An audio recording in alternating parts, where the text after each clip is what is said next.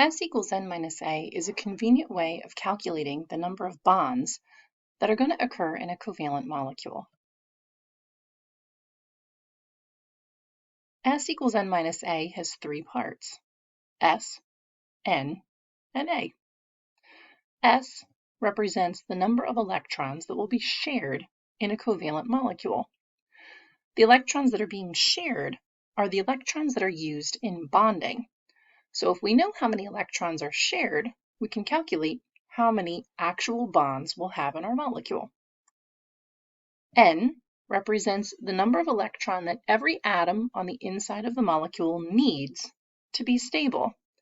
And we just finished calculating this, and you should remember that this relates back to the octet rule. A represents the number of electrons that each atom actually has available. This is the amount of electrons that are available to actually create the actual bonds. This is based on the number of valence electrons. Now, all of these words can be pretty confusing when you see them all together. So we're going to break this down one step at a time. Let's first focus on N, or need. So let's take a look at this molecule, H2O. What we're going to need to do is to add up the needs for every single atom on the inside of this molecule. Now remember that need is based on the octet rule. And to kind of remind you, here's the periodic table. There are a few exceptions to the octet rule. They're listed here on the periodic table. Hydrogen and helium will both need 2. Beryllium will need 4, and boron will need 6. But for us, everything else on the periodic table has a need of 8. So most atoms that we're going to encounter will have a need of 8. So let's go back to our H2O molecule.